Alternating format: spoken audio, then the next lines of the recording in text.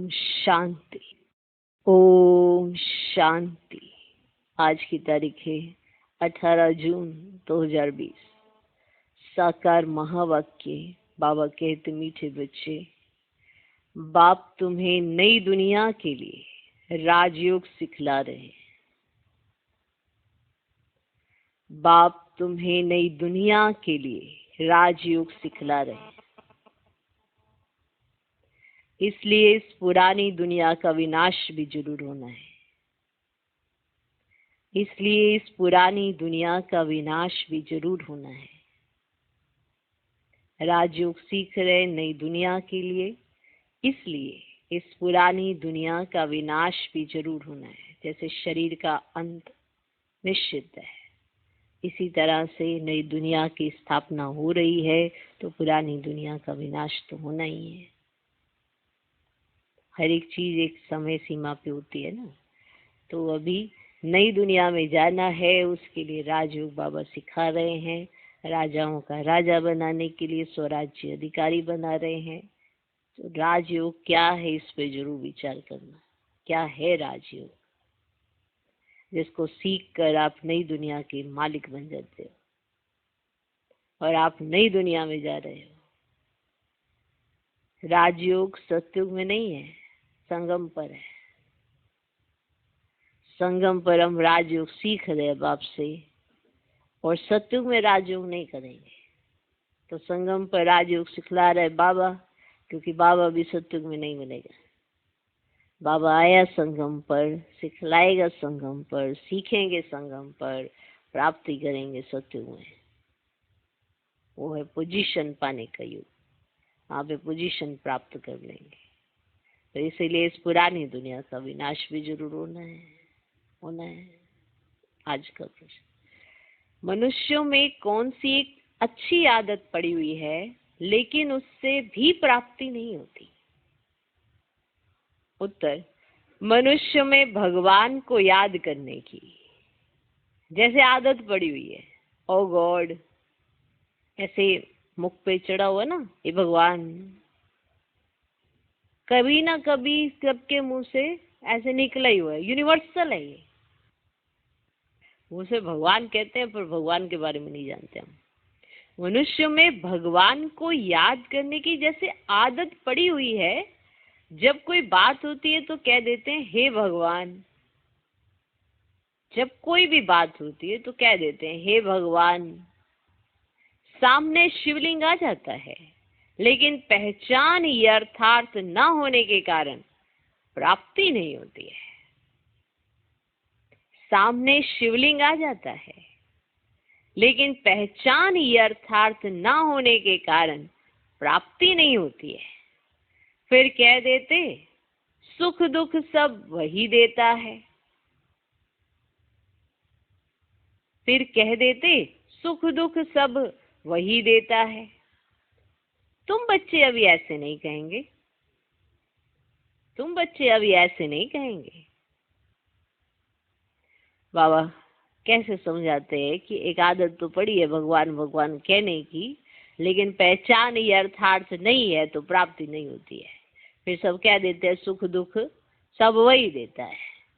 अब आप ये पॉइंट तो कभी भी नहीं जीवन में बोल सकते, क्योंकि आपको समझ आ गई है कि सुख दुख कैसे मिलता है और कौन देता है और कैसे प्राप्त होता है।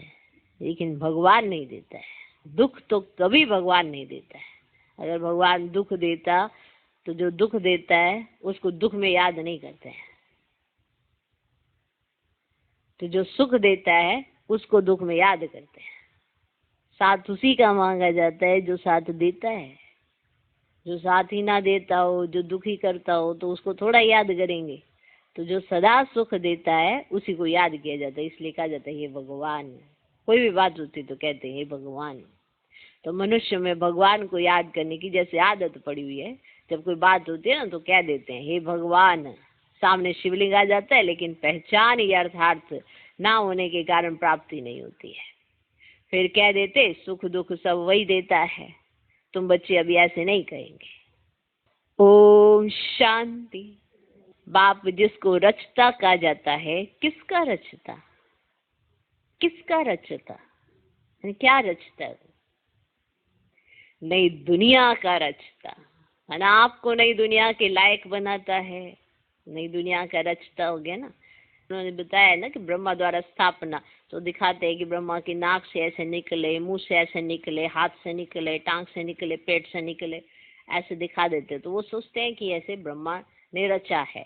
तो रचता का अर्थ भी क्या है कि जब परमात्मा आता है तो पूरे विश्व की आत्माओं के सम्मुख वो विशेष आत्माएं कौन है जो परमात्मा का ज्ञान सुनती है, उनको राजयोग सिखाए, नई दुनिया की स्थापना होती है। तो ये रचना नई दुनिया की रचता है, माना नई दुनिया में बाप खुद नहीं जाता लेकिन नई दुनिया को रचता है। वंडरफुल है। रचता शब्द को भी अच्छे से समझने की जरूरत है। नई दुनिया का रचता, नई दुनिया को कहा जाता है स्वर्ग व सुखधाम। नाम कहते हैं परंतु समझते नहीं है। कृष्ण के मंदिर को भी सुखधाम कहते हैं। अब वह तो हो गया छोटा मंदिर, कृष्ण तो विश्व का मालिक था। बेहद के मालिक को जैसे कि हद का मालिक बना देते हैं, है ना। छोटा सा मंदिर बना देते हैं तो कहते हैं ये देखो ये श्री कृष्ण का मंदिर है। तो विश्व के मालिक को हद का मालिक बना देते, छोटा सा मंदिर देके तो हद का मालिक बना देते। कृष्ण के छोटे से मंदिर को सुखधाम कहते हैं। और बुद्धि में यह नहीं आता कि वह तो विश्व का मालिक था, विश्व का मालिक। और कहा एक छोटे से मंदिर पे कहते ये देखो ये है सुखधाम, ये सुखधाम है, यहाँ जाना है। तो छोटे से मंदिर को कहते सुखधाम है, वो तो विश्व का मालिक था, भारत में ही रहने वाला था। तुमको भी पहले कुछ पता नहीं था, तुम्हें पता था? तुमको भी पहले कुछ पता नहीं था। बाप को तो सब कुछ पता है, वह सृष्टि के आदि मध्य अंत को जानते हैं। अभी तुम बच्चे जानते हो, दुनिया में तो यह भी किसको पता ही नहीं है कि ब्रह्मा विष्णु शंकर कौन है। शिव तो है ऊंचते ऊंच भगवान। अच्छा फिर प्रजापिता ब्रह्मा कहाँ से आया? है तो मनुष्य ही। प्रजापिता ब्रह्मा तो जरूर यहाँ ही चाहिए ना, जिससे ब्राह्मण पैदा हो। प्रजापिता माना ही मुख से अडॉप्ट करने वाला, मुख से अडॉप्ट करने वाला। तुम हो मुख वंशावली। अब तुम जानते हो कि कैसे ब्रह्मा को बाप ने अपना बनाकर मुख वंशावली बनाया, इनमें प्रवेश भी किया है, फिर कहा ये हमारा बच्चा भी है। तुम जानते हो ब्रह्मा नाम कैसे पड़ा, कैसे पैदा हुआ, ये और कोई नहीं जानते।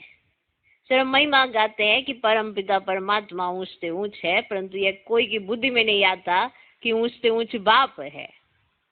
हम सभी आत्माओं का वह पिता है, वह भी बिंदु रूप ही है। उनमें सृष्टि के आदि मध्य अंत का ज्ञान है। यह नॉलेज भी तुमको भी मिली है, पहले जरा भी यह ज्ञान नहीं था। मनुष्य सिर्फ कहते रहते हैं ब्रह्मा विष्णु शंकर, परंतु जानते कुछ भी नहीं। तो उनको भी समझाना है। अभी तुम समझदार बने हो, मैंने आपको ये समझ मिल गई तो क्या हो गए? समझदार हो गए ना। जानते हो कि बाप ज्ञान का सागर है, जो हमको ज्ञान सुनाते हैं, पढ़ाते हैं। ये राजयोग है ही सत्युग नई दुनिया के लिए, तो जरूर पुरानी दुनिया का विनाश होना चाहिए। उसके लिए यह महाभारत लड़ाई है, महाभारत लड़ाई है। आधा कल्प से लेकर तुम भक्ति मार्ग की शास्त्र पढ़ते रहे हो, अब तो बाप से डायरेक्ट सुनते हो। बाप कोई शास्त्र नहीं बैठ कर सुनाते हैं। जप तप करना, शास्त्र आदि पढ़ना, ये सब भक्ति है। अब भक्तों को भक्ति का फल चाहिए, क्योंकि मेहनत करते ही है ना भगवान से मिलने के लिए। परंतु ज्ञान से है सदगति। ज्ञान और भक्ति दोनों इकट्ठे चल ना सके। अब कोई कहे मैं ज्ञान में भी चलूं भक्ति भी करूं, तो ज्ञान समझ ही क्या आया जो भक्ति कर रहा है ना। अब ज्ञान समझ आ गया तो भक्ति छूट जाती है, क्योंकि भक्ति का फल ही मिला ना ज्ञान। तो समझ मिल गई तो भक्ति छूट जाती है। तो ज्ञान और भक्ति दोनों इकट्ठे चल ना सके। अभी है ही भक्ति का राज्य, सब भक्त है। हर एक के मुख से ओ गॉड फादर जरूर निकलेगा। ओ गॉड फादर, ओ गॉड, ऐसे जरूर निकलता है। अब तुम बच्चे जानते हो कि बाप ने अपना परिचय दिया है कि मैं छोटी बिंदु हूँ, मुझे ही ज्ञान का सागर कहते हैं। मुझ बिंदु में सारा ज्ञान भरा हुआ है, आत्मा में ही नॉलेज रहती है। अभी तुम बच्चे समझते हो कि उनको परम पिता परमात्मा कहा जाता है। वह है सुप्रीम सोल, अर्थात सबसे ऊंच से ऊंच पतित पावन बाप ही सुप्रीम है ना। मनुष्य हे भगवान कहेंगे तो शिवलिंग ही याद पड़ेगा, वह भी यथार्थ रीति से नहीं। माने जो भगवान को याद करते हैं तो ऐसे बुद्धि में परमात्मा की छवि आ जाती है, तो परंतु यथार्थ रीति नहीं आएगी। एक जैसे की आदत पड़ गई है कि भगवान को याद करना है, भगवान ही सुख दुख देता है। अभी तुम बच्चे ऐसे नहीं कहेंगे, तुम जानते हो ना कि बाप तो सुख दाता है, जानते हो ना। ऐसे तो नहीं कहेंगे बाप सुख दुख देता है, बाप तो सुख दाता है। सतयुग में सुख धाम था, वहां दुख का नाम ही नहीं था। कलयुग में है ही दुख, यहाँ सुख का नाम ही नहीं है। सुख यहाँ नहीं है, ये दुख धाम है ना, यहाँ सुख का नाम नहीं है। ऊंच से ऊंच भगवान वह है सर्वात्माओं का बाप। ये किसको पता ही नहीं है कि आत्माओं का बाप भी है। कहते भी है हम सब ब्रदर्स हैं, तो जरूर सब एक बाप के बच्चे ठहरे ना, तभी तो ब्रदर्स बनेंगे। कोई फिर कह देते हैं वह तो सर्वव्यापी है, तेरे में भी है मेरे में भी है। अरे तुम तो आत्मा हो, ये तुम्हारा शरीर है, फिर तीसरी चीज कैसे हो सकती है? आत्मा को परमात्मा थोड़े ही कहेंगे, जीव आत्मा कहा जाता है, जीव परमात्मा नहीं कहा जाता। फिर परमात्मा सर्वव्यापी कैसे हो सकता? बाप सर्वव्यापी होता तो फिर फादरहुड हो जाता। फादर को फादर से वर्षा थोड़े ही मिलेगा, बाप से तो बच्चा ही वर्षा लेता है। सब फादर कैसे हो सकते? इतनी छोटी सी बात भी कोई की समझ में नहीं आती है कि सब फादर नहीं हो सकते ना। तब बाप कहते बच्चे, हमने आज से 5000 वर्ष पहले तुमको कितना समझदार बनाया था। महसूस होता है कितना तुमको क्या बनाया था? समझदार बनाया था। तुम एवर हेल्दी वेल्दी समझदार थे, एवर हेल्दी वेल्दी समझदार थे। 5000 वर्ष पहले तुमको ऐसा बनाया था। माना आज का जो समय चल रहा है, इस समय बाबा ने हमको ऐसा बनाया था। हमने आज से 5000 वर्ष पहले तुमको ऐसा समझदार बनाया था। तुम एवर हेल्दी वेल्दी समझदार थे। इससे जास्ती समझदार कोई हो ही नहीं सकता जो सृष्टि के आदि मध्य अंत को जान जाए। इससे जास्ती समझदार तो कोई हो नहीं सकता। तुमको अभी जो समझ मिलती है ये फिर वहां नहीं होगी। माना हम ज्ञान से ना अपनी जीवन को इतना वंडरफुल बना सकते हैं, लेकिन अगर आप समझ से चलते हो। लेकिन कई ज्ञान से अपना जीवन वंडरफुल नहीं बना पाते, क्योंकि ज्ञान को सही तरह से समझ नहीं पाते। ज्ञान जीवन के लिए है, सिर्फ सुनाने के लिए नहीं है। ये जीवन में धारणा करने के लिए है। बहुत से ऐसी भ्रांतियां हैं कईयों को। उन भ्रांतियों से जब तक बुद्धि वहां तक नहीं पहुंचती तो ज्ञान भी एक्यूरेट समझ में नहीं आता है। वरना तो बाप को अगर जान लिया, पहचान लिया, संशय नहीं आ सकता। आपके अंदर उठ ही नहीं सकता कि ये क्यों, ये क्या, ये कैसे। आपने बाबा को जान लिया, आपने ड्रामा को जान लिया। इनको जब जान लेते हैं ना आत्माएं, आसपास होने वाली हर परिस्थिति के बारे में अपने आप अनुमान लगने लगता है और स्थिति बनी रहती है। लेकिन अगर जानते नहीं है, पहचानते नहीं है, समझते नहीं है, तो फिर अनुमान ही लगाते रहते हैं और उस अनुमान में बुद्धि भटकती रहती है। अभी जो हमें ज्ञान मिल रहा है ना, इतना समझदार बना दिया बाबा ने कि जबरदस्त, क्या कहने, इतना समझदार। ये सोच के ही बड़ा होता है कि क्या बना दिया उन्होंने। जो चिंतन करने से आपको दिल होल होता हो, दिल शिकस्ती आती हो, ऐसा चिंतन ही खत्म। ऐसे चिंतन का पॉइंट ही खत्म हो गया जीवन में, तो क्या हो गया? माना समझदारी आ गई ना। समझदारी क्या है? समझदारी यही है कि आपको हर चीज में, हर चीज का ज्ञान भी होता जाता है। ज्ञानी उसी को कहते हैं। अगर आप मूंझते रहेंगे किसी भी पॉइंट पर, चाहे आपके अपने जीवन उसमें है, किसी भी चीज के लिए आप मूंझते रहेंगे, आप परेशान रहेंगे।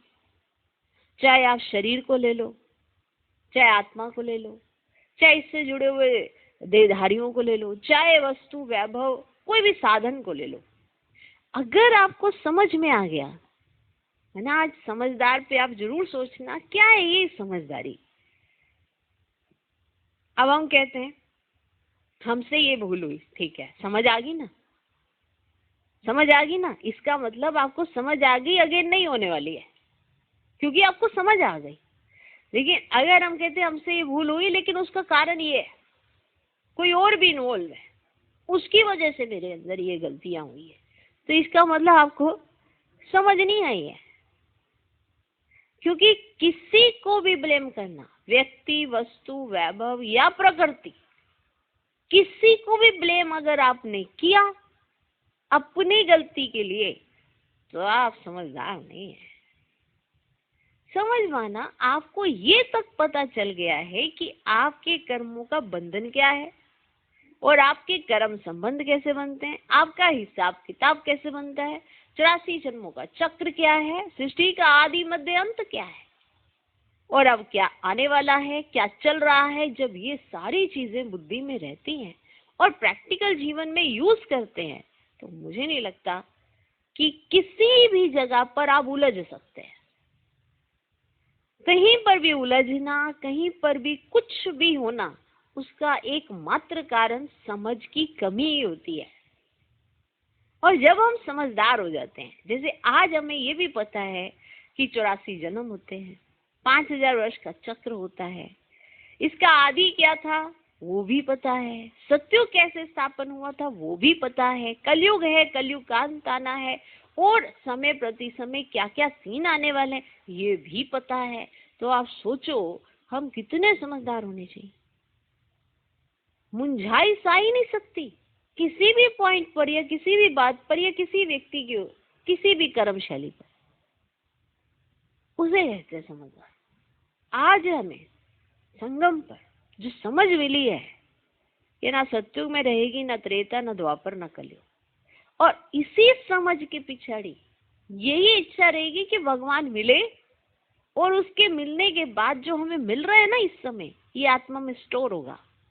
जैसे हम बार बार कहते हैं, इसी मिलन के लिए आप भगवान से मिलने की पुकार करते रहेंगे, और फिर कहेंगे आप आएंगे ना तो हम ऐसा करेंगे, आप आएंगे ना तो हम ये स्थूल चीजें सारी छोड़ देंगे, आप आएंगे ना तो हम सब कुछ सरेंडर कर देंगे, आप आएंगे ना तो हम अपना वारिस बना लेंगे, आप आएंगे ना, ऐसे ऐसे कह कह के पता नहीं कितने वायदे कर डालते हैं। और जब वो आते हैं तो उन्हें ही अपने घर के समाचार सुनाने लग जाते हैं, अपने कर्मों का बनाया हुआ बंधन दिखाने लग जाते हैं। अब तो आ गए, अभी तो वो 24 आवर आपके साथ रह सकते हैं, पर हम उन्हें क्या दिखाते हैं, कमजोरियां। वो नहीं समझ पाते जो वो समझाना चाहते हैं। माना संगम युग पर जितना समझदार हम बन सकते हैं, इससे और किसी समय में हम समझदार नहीं बनते। और जो डायरेक्ट परमात्मा द्वारा ऐसी पालना लेते हैं, तो इससे जास्ती समझदार कोई हो नहीं सकता। तुमको अभी जो समझ मिली है, समझ मिलती है ना, ये फिर वहां नहीं होगी। इस पॉइंट पर जरूर रुक जाना चाहिए कि आज जो मिल रहा है वो कल में नहीं होगा। उसकी भले प्रारब्ध कितने हीरे जवाहरातों के साथ क्यों ना हो, लेकिन बाप नहीं होगा, उसकी छत्र छाया नहीं होगी। भले सुख की दुनिया होगी, घूमो फिरो मौज करो, जो मर्जी करो, लेकिन दुख नहीं होगा, मालूम है, पर पालना नहीं होगी। क्योंकि आपको ऐसे छोड़ दिया, जाओ खेलो कूदो घूमो फिरो, वो अलग तरह का सुख है। लेकिन ये जो सुख है ना, इसके आगे सारे सुख, माना साधनों के सुख, बहुत फीके हैं। ये आत्मा को संगम पर रियलाइज होना ही चाहिए। तो तुमको अभी जो समझ मिलती है ये फिर वहां नहीं होगी। वहां ये थोड़ी मालूम रहता है कि हम फिर गिरेंगे। ये मालूम हो तो फिर तो सुख की भासना ही ना आए। ये ज्ञान फिर प्रायलोप हो जाता है। क्या हो जाता है? प्रायलोप हो जाता है। ये ज्ञान प्रायलोप हो जाता है। ये ड्रामा का ज्ञान सिर्फ अभी तुम्हारी बुद्धि में है। है ना। अभी हमारी बुद्धि में ये ड्रामा का ज्ञान कैसे घूमता है, क्या होता है, वंडरफुल ज्ञान है ना। ब्राह्मण ही अधिकारी रहते हैं। तुम्हारी बुद्धि में है कि अब हम ब्राह्मण वर्ण के हैं, ब्राह्मणों को ही बाप ज्ञान सुनाते हैं, ब्राह्मण फिर सबको सुनाते हैं। गायन भी है कि भगवान ने आकर स्वर्ग की स्थापना की थी, राजयोग सिखाया था। देखो कृष्ण जयंती मनाते हैं, समझते हैं कि कृष्ण बैकुंठ का मालिक था, परंतु वह विश्व का मालिक था, ये बुद्धि में नहीं आता। जब उनका राज्य था और कोई धर्म नहीं था, उनका ही सारे विश्व पर राज्य था और जमुना के किनारे था। अब तुमको ये कौन समझा रहे हैं, कौन समझा रहे हैं? भगवान वाच, माने भगवान समझा रहे ये बात। भगवान बता रहे हैं कि जब श्री कृष्ण का जन्म होता है तो वो कहाँ रहते हैं और कैसा होता है। वहां पे कोई और दूसरा धर्म नहीं होता, कोई खिटपिट नहीं होती, तो वो विश्व के मालिक है। बैकुंठ कोई एक छोटा सा स्थान नहीं है। मनुष्य समझ लेता है ना कि बैकुंठ कोई एक छोटा सा स्थान होगा, किसी शहर का नाम होगा बैकुंठ, ऐसे हो गया। वो पूरे विश्व में एक बैकुंठ है, भारत ही होगा, बैकुंठ होगा। तो ये कौन समझा रहे हैं तुमको? भगवान उवाच। बाकी वे जो भी वेद शास्त्र आदि सुनाते वे है भक्ति मार्ग के, यहाँ तो खुद भगवान तुमको सुना रहे हैं। अभी तुम समझते हम पुरुषोत्तम बन रहे हैं। तुमको ही ये बुद्धि में है कि हम शांति धाम के रहने वाले हैं, फिर हम आकर 21 जन्मों की प्रारब्ध भोगेंगे, है ना। शांति धाम के रहने वाले हैं, फिर हम आएंगे तो 21 जन्मों की प्रारब्ध भोगेंगे। तुम बच्चों को अंदर में खुशी से गदगद होना चाहिए कि बेहद का बाबा शिव बाबा हमको पढ़ा रहे हैं। विज्ञान का सागर है, सृष्टि के आदि मध्य अंत को जानता है, ऐसा बाबा हमारे लिए आया है। तो खुशी में गुदगुदी होती है। क्या होती है? गुदगुदी होती है। ऐसे कहते गुदगुदी करते हैं तो वो हंसता है बच्चा। ओके, लेकिन तो ऐसा बाबा हमारे लिए आया है तो खुशी में गुदगुदी होती है। माना आज बाबा अपनी फीलिंग बता रहे हैं आपको, और जब आप इस चीज में सच में फील कर पाओगे ना तो आपको गुदगुदी होती है। बाबा को कहते हैं बाबा हमने आपको अपना वारिस बनाया है। बाप बच्चों पर वारी जाते हैं, बच्चे फिर कहते हैं कि भगवान आप जब आएंगे ना तो हम आप पर वारी जाएंगे, अर्थात बच्चा बनाएंगे। ये भी अपने बच्चों को ही वारिस बनाते हैं। बाबा को वारिस कैसे बनाएंगे, ये भी कोई ये बात है। अपना सब कुछ एक्सचेंज करना, इसमें बुद्धि का काम है। अपना सब कुछ एक्सचेंज करना। गरीब तो झट एक्सचेंज कर देंगे, साहूकार मुश्किल करें। साहूकार थोड़ा नपा तुला वो नापने तोलने लग जाते हैं। गरीब तो कहता है एक्सचेंज करो भाई, जो है अपने पास सब एक्सचेंज कर दो। गरीब तो झट एक्सचेंज कर लेंगे, साहूकार मुश्किल करेंगे, जब तक कि पूरी रीति ज्ञान ना उठावे। क्योंकि जिसको एक बार समझ में आ गया वो तो पूरा एक्सचेंज कर देता है। और फिर क्योंकि बाबा ही कहते हैं तुम ट्रस्टी होके संभालो, यही तो वंडरफुल बाबा है। आप पूरा एक्सचेंज करो और बाबा फिर कहते हैं ठीक है बच्चे तुम अब ट्रस्टी होके संभालो। जब तक कि पूरी रीति ज्ञान ना उठावे साहूकार, तब तो वो एक्सचेंज नहीं कर सकता ना। क्योंकि अगर ज्ञान उठा लिया, समझ आ गया बाबा कौन है, तो एक्सचेंज कर सकता है। इतनी हिम्मत ही नहीं रहती। ये बुद्धि का काम है। गरीब तो झट एक्सचेंज कर लेंगे, साहूकार मुश्किल करेंगे, जब तक कि पूरी रीति ज्ञान ना उठावे, इतनी हिम्मत नहीं रहती। गरीब तो झट कह देते बाबा हम तो आपको ही वारिस बनाएंगे, हमारे पास रखा ही क्या है। वारिस बनाकर फिर शरीर निर्वाह भी अपना करना है, सिर्फ ट्रस्टी समझ कर रहना है।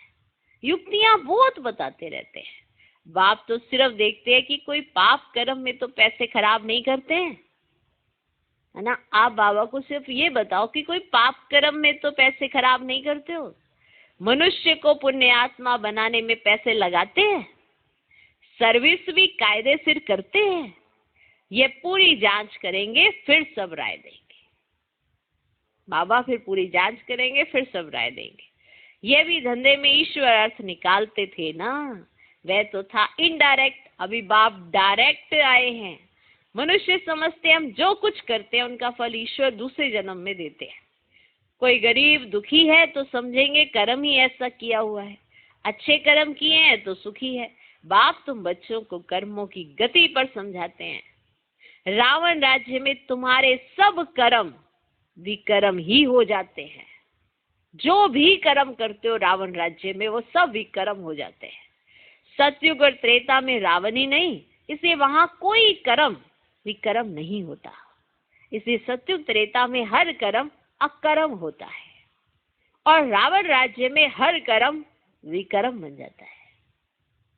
और आज बाबा डायरेक्ट हर कर्म को सुकर्म बना रहे हैं। वंडरफुल है बाबा।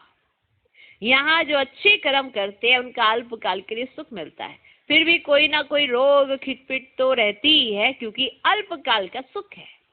अभी बाप कहते हैं ये रावण राज्य ही खत्म होना है, राम राज्य की स्थापना शिव बाबा कर रहे हैं। तुम जानते हो चक्र कैसे फिरता है? जानते हो? भारत ही फिर गरीब हो जाता है। भारत आज से 5000 वर्ष पहले स्वर्ग था, इन लक्ष्मी नारायण का राज्य था, पहले गद्दी इनकी चली थी। कृष्ण प्रिंस, फिर स्वयंवर किया तो राजा बना, नारायण नाम पड़ा। ये भी तुम अभी समझते हो तो तुमको वंडर लगता है। बाबा आप सारे रचता और रचना की नॉलेज सुनाते हो, आप हमको कितना ऊंच पढ़ाते हो, बलिहारी जाओ। हमको तो सिवाय एक बाप के और कोई याद ही नहीं करना है। अंत तक पढ़ना है तो जरूर टीचर को याद करना है। स्कूल में टीचर को याद करते हैं ना, उन स्कूलों में तो कितने टीचर्स होते हैं, हर एक दर्जे का टीचर अलग होता है। यहाँ तो एक ही टीचर है, कितना लवली है। बाप लवली, टीचर लवली, सतगुरु लवली। आगे भक्ति मार्ग में अंधश्रद्धा से याद करते थे, अभी तो डायरेक्ट बाप पढ़ाते हैं तो कितनी खुशी होनी चाहिए, फिर भी कहते बाबा भूल जाते हैं। पता नहीं हमारी बुद्धि आपको क्यों नहीं याद करती है। गाते भी है ईश्वर की गति मति न्यारी है। बाबा आपकी गति और सदगति की मत तो बड़ी वंडरफुल है, ऐसे बाप को याद करना चाहिए। स्त्री अपने पति के गुण गाती है ना, मेरा पति ऐसा, मेरा पति ऐसा, बड़ा अच्छा है, ये उनकी प्रॉपर्टी है। स्त्री ऐसे गुण गाती है, मेरा पति बड़ा अच्छा है, ये उसकी प्रॉपर्टी है। अंदर में खुशी रहती है ना, मेरा पति अच्छा है। तो यह तो पतियों का पति, बापों का बाप है। इनसे कितना हमको सुख मिलता है। जैसे कोई अपने लौकिक बाप की कितनी महिमा करता है, ये तो तुम्हारे बाप का भी बाप है, तो तुम्हें इनकी कितनी महिमा करनी चाहिए। तुम अपने पति की महिमा करते, मेरा पति कितना अच्छा, मेरा पति ऐसा, मेरा पति ऐसा, मेरे पति की इतनी प्रॉपर्टी है, ऐसे गायन करती स्त्री। तो बाबा कहते ये तो पतियों का पति है, ये तो बापों का बाप है। इनसे कितना हमको सुख मिलता है, क्योंकि जितना आप गायन अंदर करोगे उतना ही तो फील कर पाओगे। और सबसे तो दुख मिलता है। हाँ, टीचर से सुख मिलता है क्योंकि पढ़ाई से इनकम होती है। गुरु हमेशा किया जाता है वानप्रस्थ में। बाप भी कहते हैं मैं वानप्रस्थ में आया हूँ, ये भी वानप्रस्थी, मैं भी वानप्रस्थी, ये सब मेरे बच्चे भी वानप्रस्थी हैं, ये भी वानप्रस्थी, मैं भी वानप्रस्थी, और ये सब मेरे बच्चे ये भी वानप्रस्थी है। बाप टीचर गुरु तीनों इकट्ठे हैं। बाप टीचर भी बनते हैं, फिर गुरु बन साथ ले जाते हैं। उस एक बाप की महिमा है। ये बातें और कोई शास्त्र आदि में नहीं है। बाबा हर बात अच्छी रीति समझाते हैं, हर बात।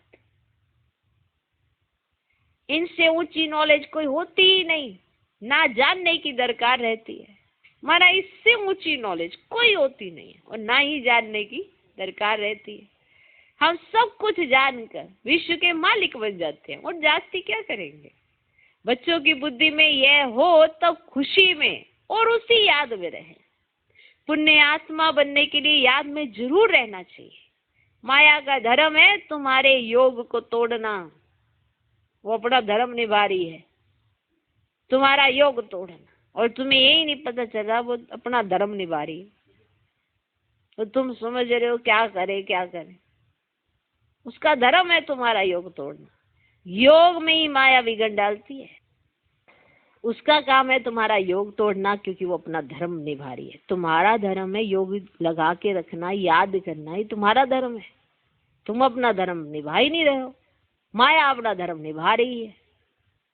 प्रायश्चित भी नहीं करते अपने अंदर में कि अगर आज ये गलती होगी कल नहीं होनी चाहिए, वही कंटिन्यू आदत है। और फिर क्यों ऐसी आदतें होती हैं? क्योंकि दिमाग के अंदर जो कचरा रखा है कि हाँ भाई थक गए थे, दवाई ली थी, ये ली थी, मुझे समझ नहीं आता। ऐसे भी तो बुद्धि कहीं ना कहीं ट्रैवल कर ही रही है, कुछ तो कर ही रही है, तब क्या होता है? तो याद क्या चीज है, पहले उस पर विचार कर लो, फिर योग करने बैठो, फिर याद में बैठो। तो माया का धर्म है तुम्हारे योग को तोड़ना। योग में ही माया विघन डालती है, भूल जाते हो। माया के तूफान बहुत आते हैं, ये भी ड्रामा में नूद है। सबसे आगे तो यह है, तो इनको सब अनुभव होते हैं। मेरे पास जब आए तब तो सबको समझाऊं ना, ये सब माया के तूफान आएंगे। बाबा के पास भी आते हैं, तुमको भी आएंगे। मैंने ऐसे ऐसे ख्यालात उस समय स्टार्टिंग की बात बता रहे हैं बाबा, जब हम ज्ञान में शुरू में आते हैं तो हमारे मनसा में अलग तरीके के ख्यालात आते हैं, लेकिन जैसे जैसे अभ्यास हो जाता है वो ख्यालात खत्म हो जाते हैं। तो बाबा समझाते हैं माया का तूफान ही ना आए, योग लगा ही रहे तो कर्मातीत अवस्था हो जाए, फिर हम यहाँ रह ना सके। इसीलिए हमको अपने याद को इतना अच्छा बना देना है। ऐसा नहीं आएंगे नहीं विघ्न, आएंगे, पर आपकी क्या होनी चाहिए अपने साथ मेहनत। ये नहीं कि आप एक बहाना को पकड़ के बैठ गए हैं। अगर बहाने पकड़े तो माया तो आई है, वो अपना धर्म बजाएगी, अपना काम करेगी, आपका योग तोड़वाएगी। आपका क्या फर्ज बनता है? आप फिर से अपने आप को एकाग्र करें, ये आपकी ड्यूटी बनती है। क्योंकि अभी तो समय मिल रहा है, फिर ये भी नहीं मिलने वाला, तो जमा क्या होगा फिर? तो माया का तूफान ही ना आए, योग लगा ही रहे तो कर्मातीत अवस्था हो जाए, फिर हम यहाँ रह ना सके। कर्मातीत अवस्था हो जाएगी तो फिर सब चले जाएंगे। शिव के बारात गाई हुई है ना, शिव बाबा आए तब हम सब आत्माएं जाएं। शिव बाबा आते ही हैं सबको ले जाने।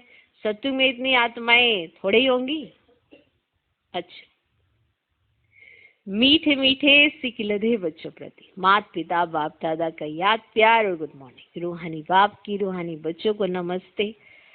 हम रूहानी बच्चों की भी रूहानी बाप को नमस्ते नमस्ते नमस्ते। Good morning good morning good morning. धारणा के लिए मुख्य सार, पहला पॉइंट, शिव बाबा को अपना वारिस बनाकर सब कुछ एक्सचेंज कर देना है।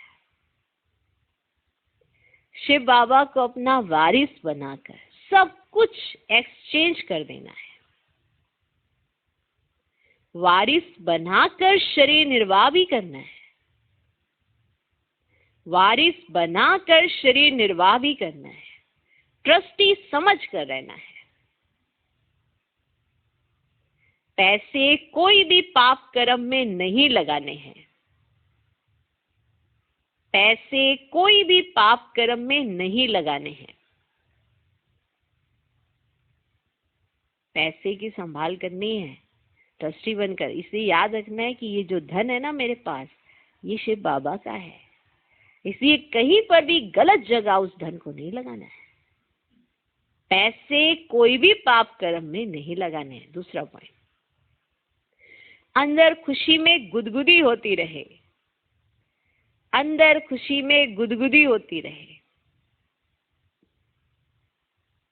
कि स्वयं ज्ञान का सागर बाबा हमको पढ़ा रहे हैं। अंदर खुशी में गुदगुदी होती रहे कि स्वयं ज्ञान का सागर बाबा हमको पढ़ा रहे हैं। पुण्य आत्मा बनने के लिए याद में रहना है। पुण्य आत्मा बनने के लिए याद में रहना है। माया के तूफानों से डरना नहीं है। माया के तूफानों से डरना नहीं है। आज का वरदान, रूहानियत की स्थिति द्वारा, रूहानियत की स्थिति द्वारा व्यर्थ बातों का स्टॉक खत्म करने वाले खुशी के खजाने से संपन्न भव। रूहानियत की स्थिति द्वारा व्यर्थ बातों का स्टॉक खत्म करने वाले खुशी के खजाने से संपन्न भव। रूहानियत की स्थिति द्वारा व्यर्थ बातों के स्टॉक को समाप्त करो, नहीं तो एक दो के अवगुणों का वर्णन करते बीमारी के जर्म्स वायुमंडल में फैलाते रहेंगे। इससे वातावरण पावरफुल नहीं बनेगा। आपके पास अनेक भावों से अनेक आत्माएं आएंगी, अलग अलग भाव होंगे सबके, अनेक भावों से अनेक आत्माएं आएंगी, लेकिन आपकी तरफ से शुभ भावना की बातें ही ले जाएं। आपकी तरफ से शुभ भावना की बातें, कई तरह के भाव होंगे सब आत्माओं में, लेकिन आपकी तरफ से शुभ भावना की बातें ही ले जाएं। ये तब होगा जब स्वयं के पास खुशी की बातों का स्टॉक जमा होगा। जब आपके पास इतना स्टॉक होगा तभी आप दूसरे को दे सकते हो। तो आपके पास जब दूसरों के अवगुणों की बातों का स्टॉक होगा तो आप दूसरों को क्या दोगे? वायुमंडल में क्या फैलाओगे? अवगुण। अगर आपके पास खुशी की बातों का स्टॉक होगा तो आप वायुमंडल में क्या फैलाओगे? खुशी। माना जिस बातों का चिंतन करते करते एक दूसरे के साथ वर्णन करेंगे वही चीज तो वायुमंडल में फैलनी है। अगर आप दूसरे की बुराइयां करते करते, कभी इसकी बुराई, कभी उसकी बुराई, कभी उसकी बुराई, यही करते रहेंगे तो वायुमंडल में बुराइयां ही फैलनी है। और अगर आप शुभ भावना रखते हो और आपके पास इतनी खुशी का स्टॉक है तो दूसरे को भी आप खुशी ही देंगे। यदि दिल में किसी के प्रति कोई व्यर्थ बातें होंगी तो जहां बातें हैं वहां बाप नहीं, पाप है। अगर दिल में आपके दूसरों के लिए बड़ी व्यर्थ बातें हैं, मानो दूसरों की पता नहीं कितनी बातें आपने स्टोर करके रखी हैं, तो अगर आपके पास दूसरों की बातें स्टोर हैं, अगर आपके पास दूसरों की बातें स्टोर हैं, तो बताओ बाबा कहाँ है? तो अगर व्यर्थ की बातें हैं तो बाप नहीं है, पाप है, पाप है वो। यदि दिल में किसी के प्रति कोई व्यर्थ बातें होंगी तो जहां बातें हैं वहां बाप नहीं, पाप है। वायुमंडल में वही चीज फैलती है जिसका वर्णन करके आप फैलाते हो। अगर आप दूसरों के प्रति शुभभावना रखते हो और खुद खुश रहते हो और दूसरों को खुशी देना चाहते हो तो वायुमंडल खुशनुमा हो जाता है, हल्का रहता है, लाइट माइट। नहीं तो कितनी खींचातानी हो जाती है। चार लोग बैठेंगे ना, कभी आपस में इतनी खींचातानी करने लगेंगे, थोड़ी देर के बाद देखेंगे आधे घंटे के बाद बहुत खींचातानी हो गई। ये किस चीज का प्रभाव है? ये अंदर की व्यर्थ बातों का प्रभाव है, खुशी नहीं है। और अगर आपके अंदर खुशी का स्टॉक इतना है तो अगर 10, 15, 20 पता नहीं कितनी भी बैठी हुई आत्माएं सब खुश हो जाएंगी, सब ऐसे वायुमंडल में खुशी में नाचने लगेंगी, हल्की फुल्की रहेंगी, सब लाइट माइट हो जाएंगी, किसी बात को भी वो बड़ा नहीं समझेंगी। तो आपका प्रभाव कैसा है ये जरूर चेक करें।